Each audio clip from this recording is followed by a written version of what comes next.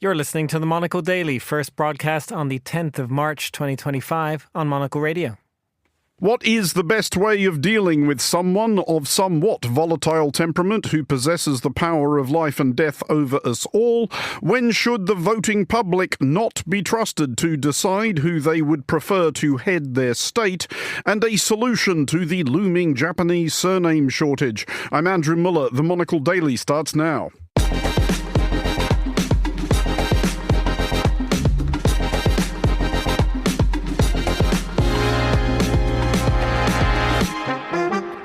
Hello and welcome to the Monocle Daily, coming to you from our studios here at Midori House in London. I'm Andrew Muller. My guests Caroline Frost and Nina dos Santos will discuss the day's big stories, and we'll meet the people trying to make Times Square's many tourists look at it slightly differently.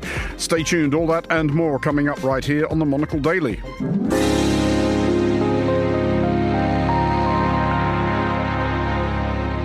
This is the Monocle Daily. I'm Andrew Muller, and I am joined today by Nina dos Santos, international broadcast correspondent and former CNN Europe editor, and by Caroline Frost, writer, journalist and broadcaster. Hello to you both. Hello. Hello. Caroline, first of all, you, as I understand it, are embarked upon a 3-week crash course to turn yourself into an Australian, which would explain the trilby with the corks hanging off it.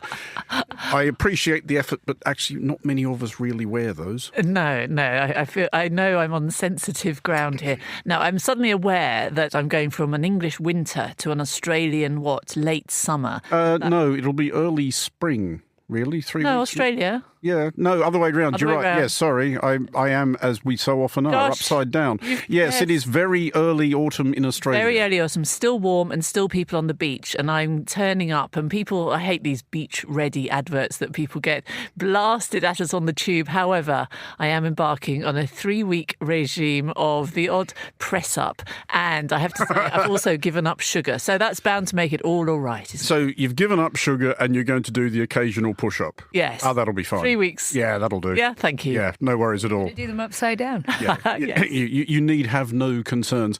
Nina, I think we can establish a sort of beachside motif here. There are beaches near Barcelona, right? Well, it's very much early spring over there. Well, exactly. It wasn't warm enough for me to get my bikini on or need to move from the sofa to the running track, in preparation for that. I've been in Barcelona for the Mobile World Congress, which is an absolutely awe-inspiringly enormous conference that takes place. I'm glad you pivoted to awe-inspiring. I thought that was going somewhere else. Well, we'll get to Donald Trump in a minute. Hang on a minute. But it was crazy. The amount of technology that you saw there on display was even more than in previous years gone by. And we talk a lot about, and I'm sure throughout the course of the show, we're going to talk about sort of munitions, warfare, the future of, hardware in war, and how other European nations are going to be investing in it. The race there I saw was the Cold War brewing around AI. Literally half of the conference venue was Chinese AI companies or drone makers and so on and so forth. It was quite interesting to see it firsthand, Andrew. Well, on that heartwarming note, we will start in Canada, which has or shortly will have a new Prime Minister. The leadership of the currently governing Liberal Party has been won by Mark Carney, an economist by trade who has previously served as Governor of the Bank of Canada and ditto of the Bank of England. As of this broadcast, it is not clear when he will formally succeed the outgoing Justin Trudeau, but one thing he can work on in the meantime is how to deal with the menace south of the border. US President Donald Trump's bloviating about Canada becoming the 51st United State and Trudeau's combative response has helped bring the Liberals back from the dead in pre-election polling. And so far, Carney has been happy to lean into it. America is not Canada. And Canada never, ever will be part of America in any way, shape, or form. We didn't ask for this fight. But Canadians are always ready when someone else drops the gloves. So the Americans, they should make no mistake, in trade as in hockey, Canada will win. Yes, drops the gloves, the seamless ice hockey reference he weaved in there. Nina, first of all, we're not sure yet when the Canadian election will occur. It must happen not later than October 20th. But can Carney really do months and months and months of Trump bashing and hope that gets him over the line?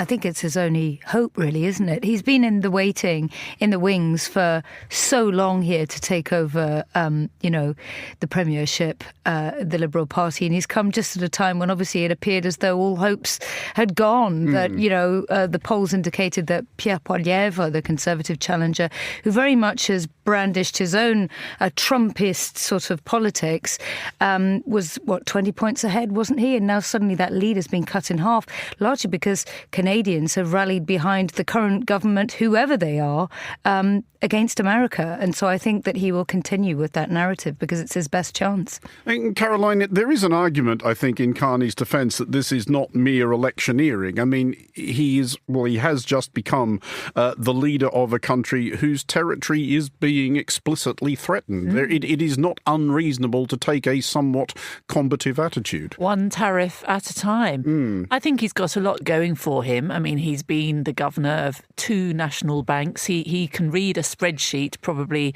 better than any of those populists that he might come up against.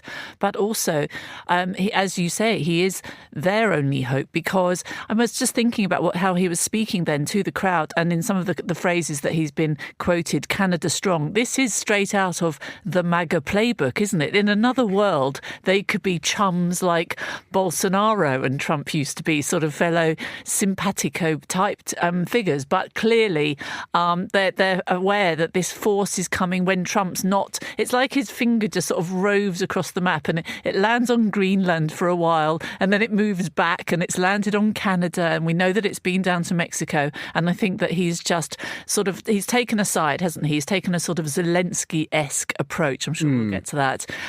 But yes, whether it will last long term will remain to be seen. Well, that is exactly what we're going to get to, because what we're trying to figure out, Nina, and what most people running governments around the world are trying to figure out is, how does one deal with Trump this time? Because we've seen people wheeling out the plays that seem to work the first time, i.e. flatter him, convene enormous state occasions in his honour. He seems to like a fly past and a band and all that kind of stuff. But that doesn't seem to be working quite as well, or at least quite as reliably as it did the first time round. It doesn't, but this is where the UK can really help Canada out, of course, can't it? Because we've got the big Commonwealth Summit happening at the moment. We share a monarch with Canada, and the King has just started to let it know that he's awfully concerned and displeased about this concept of the United States potentially taking some territory away from him. Of course, he wasn't as obvious as that in his statement, but he sort of hinted at it. And, there's been some hints in the British press as well that the state visit that Keir Starmer famously waved in front of Donald Trump at that famous White House meeting a couple of weeks ago to ingratiate himself with the US president could get downgraded to something else if Donald Trump continues to be quite so internationally disruptive, particularly with regards to parts of, the King's realm abroad, like Canada. Well, indeed so. Sir Keir Starmer, we are going to play a clip of. He is doing that thing, Caroline, of trying to stay friends with everybody, and this is how he's hoping to do it. On the dependency on the US, I don't agree with him. The US and the UK have the closest of relationships. Our defence, our security, our intelligence are completely intertwined. No 2 countries are as close as our 2 countries, and it'd be a huge mistake at a time like this to suggest that any weakening of that link is the way forward for security and defence in Europe. So Starmer, Caroline, not the first UK Prime Minister to have tried to position themselves as the transatlantic bridge, but is this basically him doing and saying the only thing he can do or say, i.e. you maintain that position until or unless it becomes actually impossible? I people have berated Keir Starmer since he got into power for being a sort of a lawyer-esque accountant. He speaks in sort of double speak and ties himself up in legal knots. I think that they are going to rescue him because he's so precise in what he promises. And I sense a clarity of thought that we've been lacking in our government for so many years. And And I just feel very fortunate that we have this person in this critical, sensitive time. I mean, he played a blinder in the White House, but of course, he as Nina said, the envelope got proffered. And then Trump was very upset when the king was then photographed with Zelensky in Sandringham. Oh, I don't feel so special now. I mean, this is playground stuff, isn't it? However, Starmer seems to have dodged that. He's talking about processes. He's talking about groups of mutual cooperation. They're all buzzwords. They may mean nothing if you break them down, but they are absolutely. And because it's about personality, I think, because he is so sensible, so sane. Some people say boring. We need boring right now. We don't want anybody, only one loose cannon. It's like a fruit machine. We don't want more than one loose cannon turning around and being unpredictable. There's any number of fruit machine jokes just waiting to be made there as well. But on the subject of President Zelensky, Nina, Jonathan Powell, who is Sir Keir Starmer's national security advisor, former Tony Blair Chief of Staff, a repeat guest on Monocle Radio, in fact, but somebody who does know a great deal about peacemaking, has recently been dispatched to Kiev to talk to President Volodymyr Zelensky. And the briefing around it seems to suggest that Jonathan Powell has gone to Kiev to meet President Zelensky to basically sort of suggest to him that when dealing with Donald Trump, maybe try and wind your neck in a little bit. Yes, and definitely don't start asking any questions, right? That was essentially the problem, wasn't it, the White House? And we all know as broadcasters, who've been in the seat like you are today, Andrew, asking the questions and then flipped around to like Caroline and I, where we have to answer them, that sometimes people can be taken aback by that. And I think that's essentially what happened with Donald Trump and J.D. Vance in the White House there. They viewed the fact that Volodymyr Zelensky would ask him and ask them how they would feel if this happened to their country is such an insult that obviously, sparks started to fly. And Jonathan Powell is the absolute antithesis of this, isn't he? Because he was by Tony Blair's side at a time when obviously the special relationship, quote unquote, faced its biggest test during the Iraq War, where Tony Blair decided to side with the United States and went against the big powers of Europe, like, for instance, Jacques Chirac, who was against that. And now we find ourselves in an interesting situation where Keir Starmer, again, another Labour Prime Minister, sat in the White House next to a Republican firebrand, military adventurist to a certain extent, but also isolationist in Trump.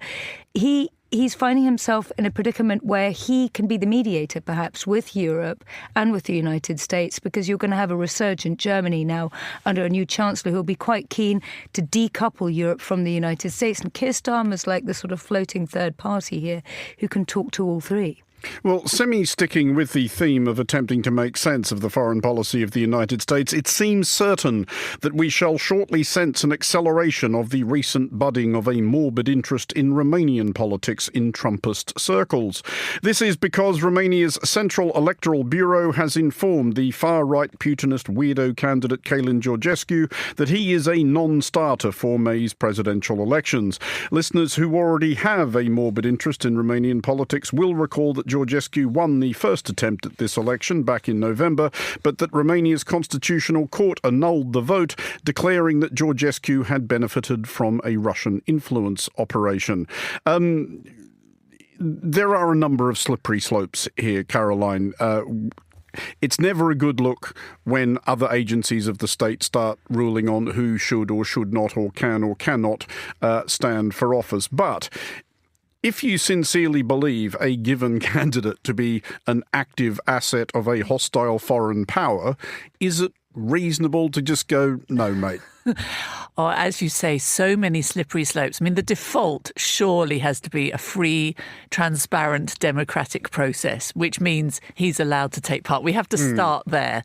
But then, as you say, other elements get involved. And if you do think he's an asset, gosh, I'm just glad that this is above my pay grade, where you have to somehow rank what's important in your national value system, whether the idea of your security and the risk to it trumps the idea of a free, transparent electoral process. I mean, Gosh, I just hope that this is concluded before that next vote off, because I'm imagining mapping this onto a UK system. And I know we've had chaos in recent years. We've had prime ministers coming out of our ears. We've had all sorts of weird, what was it, prorogation, attempted prorogation, as it turned out. All of these businesses. But I'm just imagining the chaos. If this is on a par with a hanging Chad, isn't it? This is a proper precarious moment of democracy. This is existential. This isn't just about this one particular person. Because, Nina, the fundamentalist argument, if you're a Democrat, as Caroline was sort of suggesting, would be that if the voters wish to elect a foil-hatted dingbat and probable Kremlin stooge, that's up to them. That's democracy. Yeah, look, Count Binface runs in London in the recent elections. It's not suggesting that he has any of those views. But, here in the UK, we allow all sorts of interesting people to run for But they usually don't have much of a chance of winning. No, and people... That's the point, though. So this is the question. Calin Georgescu, obviously his only background really appears to have been being a soil expert for the United Nations, doesn't it, a while ago. So he is a rather random character. You described him as a weirdo, not me. I'm sticking with it. But the crucial issue here is that obviously the discontent surrounding this election is being inflamed by people like J.D. Vance at the Munich Security Conference. He specifically lays it in on this particular example. And what it does is it's a very convenient excuse to talk about how people suddenly don't believe in their democracy. There's no point in voting anymore because, people aren't going to listen to you. That was the whole backdrop of J.D. Vance's speech, essentially insulting the current Western world order surrounding Western liberal democracy. And his main prime example was Calin Georgescu. Well, on that subject, Caroline, Vice President Vance and Elon Musk, unsurprisingly, have all explicitly taken Georgescu's side. One can probably have reasonable doubts about the amount of good faith with which they have done that. But again, is there any rhyme or reason to that? You now have a United States whose instinctive sympathies in any dispute in Europe seem to be thinking, they seem to make their judgment on, is there a side Russia is taking? Well, in that case, that's the side we're on. It's extraordinary, isn't it? I mean, Elon Musk is increasingly becoming the Joker in this particular incarnation of the Dark Knight, where you just don't know where he's going to pop up next, all in the interest of, quotes, free markets, free speeches. It's the same hymn book that Jeff Bezos has been singing along to until you talk about the unions within Amazon. It's a very convenient dedication and commitment to free market, free speech.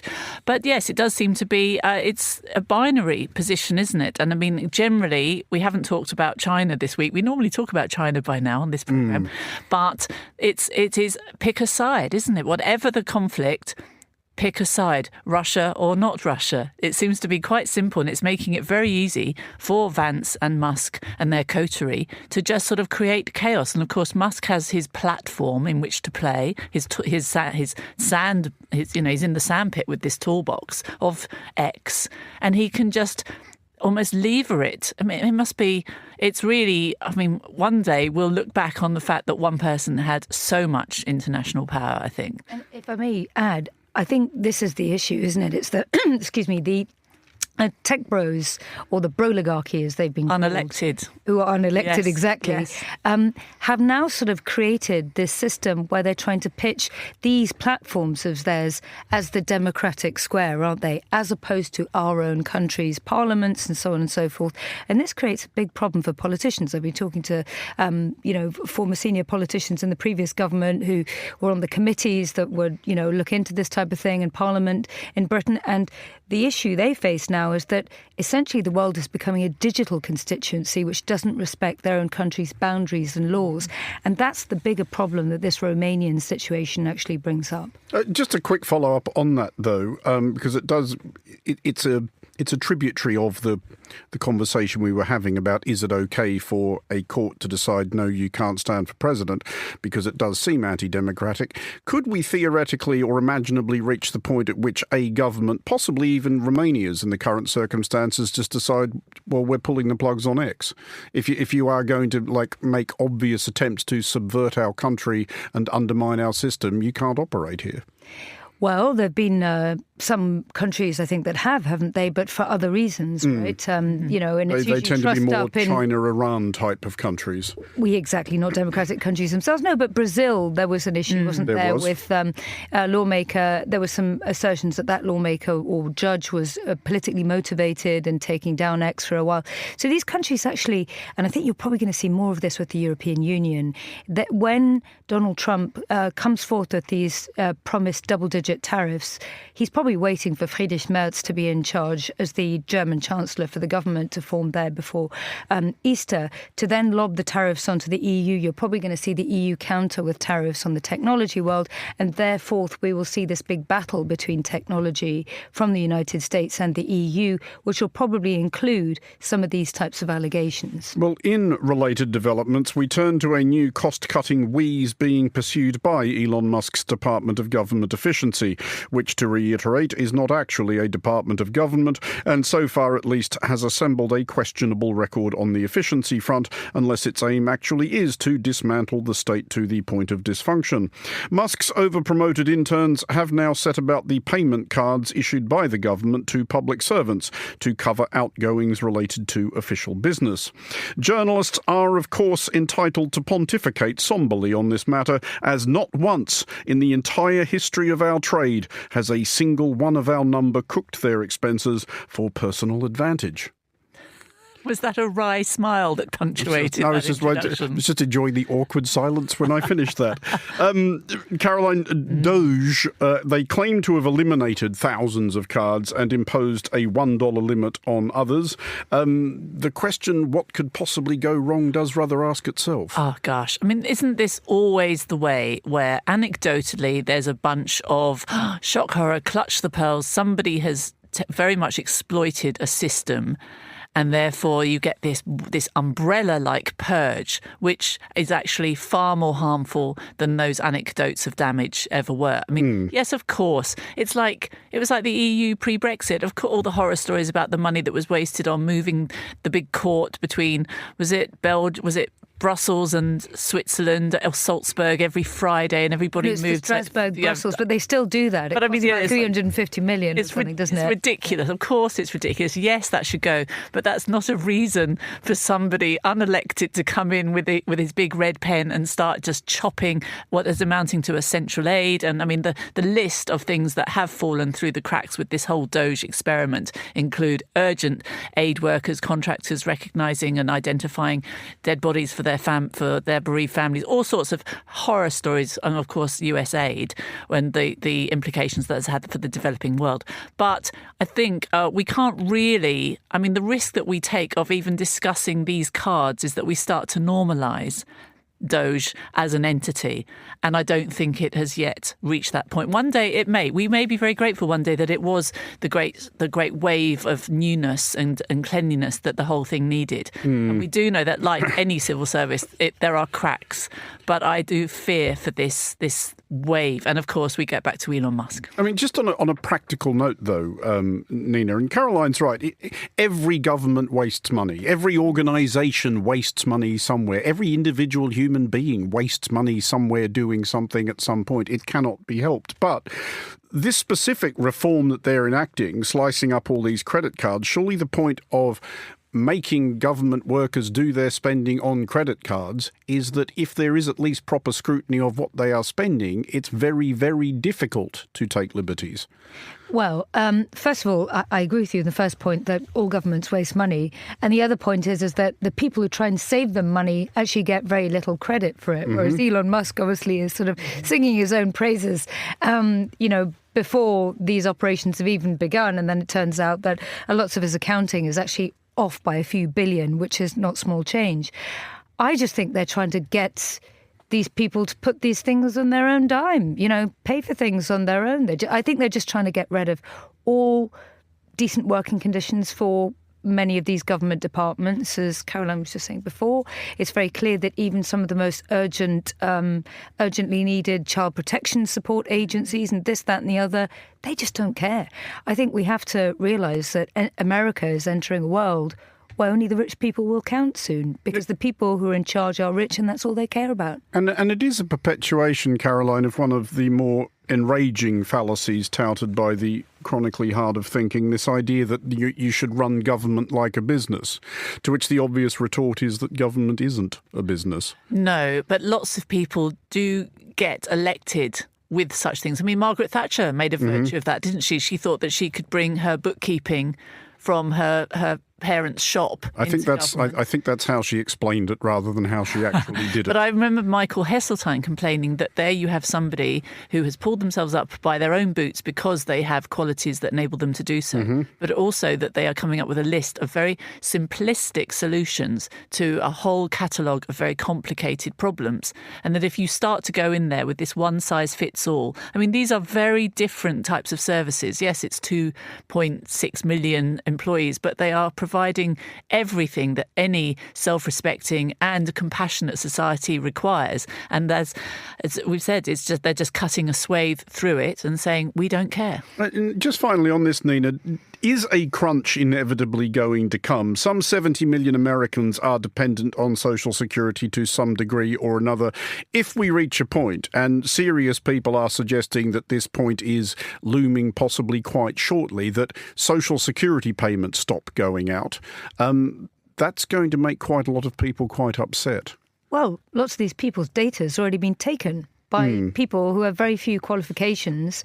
There's been reports that these, as you said before, interns, who've worked for some of Elon Musk's private companies have had access to the coding of federal payment systems. This is utterly terrifying because the world economy is based upon the US dollar being the world's foremost reserve currency that all sorts of commodities and trade is priced in.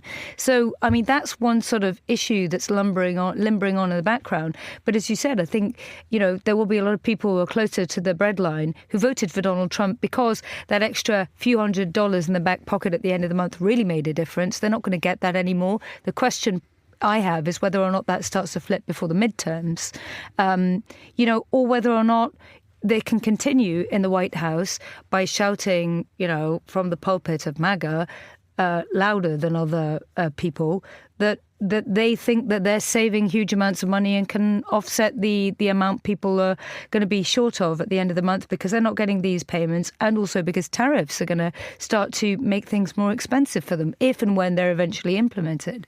Well, now to disquieting news for those who occasionally, and I mean just occasionally, have been known to trip over the Japanese names they are sometimes professionally obliged to pronounce out loud.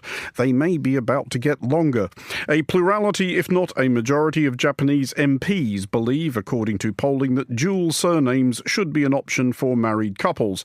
As the law stands, married couples in Japan are required to have the same last name, with the consequence that, according to one recent study by boffins at Tohoku University, by the year 2531, everyone in Japan will be called Sato, which means the only topic of conversation will be everyone asking each other if they're descended from that guy who won the Indianapolis 500 in 2017 and 2020. Caroline, strangely, this is just a niche bit of knowledge. Yeah, I know. Andrew. I knew it would come well in handy. Strangely, this is not a question which is often directly faced by the male of the species. No. But where are you broadly on this? Should women keep the name they were born with or submit to their partners or hyphenate them, or what does one do? I'm going to be really controversial and say I don't even accept the premise because I don't think it should matter. I feel very happy for Japan that this is such a big issue taking up so much real estate. If only every other country this was their biggest problem. But I really don't think it should matter because what they're acknowledging is that name that comes with marriage is absolutely, as the people who are arguing for the change are saying, it's emblematic of patriarchy, it's old-fashioned values, it's unequal, and it diminishes any woman choosing to use their maiden name. And I say, well, only if you think so, is what I say to that. Nina, is there still an expectation attached to this? This is one that's close to home for me because my real name isn't actually Dos Santos. That's my husband's name. And I never took it officially. I just use it for broadcasting, which really irritates him. Why? Are you running some sinister side hustle that the taxman doesn't know about under another name? This is the expenses thing all over again. Obviously, Doge has got me after all, even if I am a British citizen. No, my maiden name is De Roy, which is quite similar to Dos Santos. But when I used to be on UK TV, there was a very funny television show called Only Fools and Horses, where one of the characters is called Delroy, and I'd get called all these sort of, everybody would make these jokes, and I'd actually accidentally get introduced as Nina Delroy or Nina Delboy, and I got so fed up with this that I took my husband's name, but only for TV, because I actually think personally that, women should be allowed to keep their identities. So I think it's a good thing that Japan is introducing this. I always feel, by the way, for Icelanders when I see them coming through passport control, don't you? Because daughters have part of one, the mother's name with Dottir at the end. I think they're all patronyms. I think it's all the father's name and Dottir, and then Icelandic men, it's their father's name and son. Exactly. But not all longer and longer. US border control get this, because I've sat behind Icelanders coming into the States on quite a few occasions, where they'd have to explain, why the girls and boys have all these completely different names, and you'll have a border control official completely confounded by it. So, I mean, some extreme cases, yes, okay, simplicity reigns, but I think it's a good thing for Japan that they're taking this. It's long overdue, I think. I mean, just going back to what Nina was saying about the decision she made, I do know, actually, now that I think of it, several women who ditched their own surname as soon as they decently could because their own surname had always annoyed them. Clearly the answer is just to be a one-name wonder like Beyonce or Adele or Madonna. I mean, they don't have these problems. Does it become a thing, though, Nina, because children have to have a surname, does it then become a row about... Mine got both. Who's your... De Roy Dos Santos. Really swanky, doesn't it? But what if one of your children, therefore, goes on to have children with somebody else with two surnames? I mean, where does this madness end? Heaven forbid. My grandmother was like that. Well, she had four surnames. She was her maiden name was von Bock, German. Yeah, and my husband has 6 names. And you have the opposite problem to what Japan will have in 2,531. Because every time he went through passport control behind the Icelanders, he had trouble getting in because he had so many names on his passport, which is quite typical of Portuguese people, actually. But one of the reasons that Portuguese, as far as I understand, have so many different names is because at the time when the country was a dictatorship, there were only 20-odd names you could choose from. so people had many different combinations of names to try and differentiate themselves, which is similar to the situation Japan, I think, finds itself in, isn't it? I mean, no shade on Nina Caroline, but have you ever found the hyphenated surname somewhat ostentatious? Do you wish people would just pick one, whether it's the father's or the mother's? In the UK, it's very emblematic of class, and with a hyphen, you are signifying that you are either at the very top end of that ridiculous class system or somewhere nearer the bottom. I'm thinking there are a whole bunch of young footballers who have hyphen names because of split families, and the middle classes just sort of wander down the middle, still debating the toss of whether to give up the name. I do think you're absolutely right. I think it ultimately comes down to a woman in 2025 of sheer convenience and aesthetic preference. Caroline Frost and Nina Dos Santos, if that is your real name, thank you for joining us. Finally, on today's show, when we think of Times Square, we think of New Year's Eve, of ball drops, confetti and towering billboards on Broadway, but not necessarily public art. The organisation Times Square Arts and its director, Gene Cooney, are working to change that with one of their longest-running programmes called Midnight Moment. Speaking to Monocle contributor Marisa Mazria-Katz, Cooney tells us about the larger-than-life project and why she decided to publish a new book about the programme. 3, 2, 1, Happy New Year! So sometimes I describe the Midnight Moment program as the most monumental secret hiding in plain sight.